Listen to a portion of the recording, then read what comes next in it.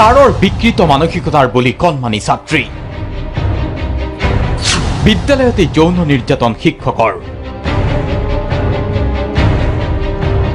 অভিযুক্ত শিক্ষকজন আকৌ ডিভোটাৰ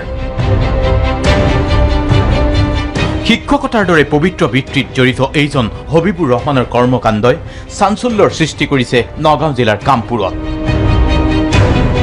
পূজাৰ বন্ধৰ মাজতো বিদ্যালয় খোলা ৰাখি পাঠদানৰ নামত হবিবুৰ ৰহমানে শনিবাৰে পঞ্চম শ্ৰেণীৰ এগৰাকী কণমানি ছাত্ৰীৰ ওপৰত যৌন নিৰ্যাতন চলায় মাষ্টৰে গৰপৰ মাতি নিয়ে মানে অংগবাদী স্কুলত নিয়া অভিযোগমতে বিদ্যালয় সংলগ্ন অংগনবাড়ী কেন্দ্ৰলৈ মাতি নি হবিবুৰে নিৰ্যাতন চলাই কণমানি ছাত্ৰীগৰাকীক পেছাত শিক্ষক হলেও হবিবুৰৰ বিৰুদ্ধে আছে অজস্ৰ অভিযোগ তিনিগৰাকী যুৱতীৰ সৈতে বিবাহপাশত আবদ্ধ হোৱা হবিবুৰ হেনো পূৰ্বেও লাঞ্ছিত হৈছিল দুষ্কাৰ্যৰ বাবে এই তিনিটা বিয়া কৰিছে গাভৰু গাভৰু ছোৱালী দেখিলে সেই তেনেকুৱা কৰি থাকে শনিবাৰে ঘটনাটো পোহৰলৈ অহাত নিৰ্যাতিত ছাত্ৰীগৰাকীৰ পক্ষত ওলাই আহিছে স্থানীয় জনতা হবিবুৰৰ শাস্তিৰ দাবীত কচুৱা থানাত দাখিল কৰা হৈছে এজাহাৰ দিয়া হৈছে হবিবুৰ ৰহমান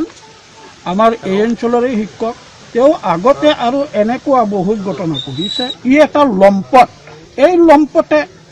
আৰু 2-4টা ছোৱালী তেনেকুৱা কৰিছে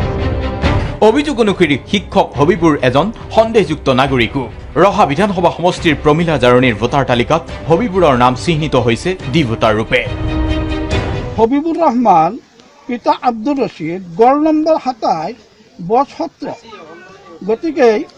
তেওঁৰ ডি আছে এয়া তেওঁৰ নামত ডি আছে এয়া ভোটাৰ লিষ্ট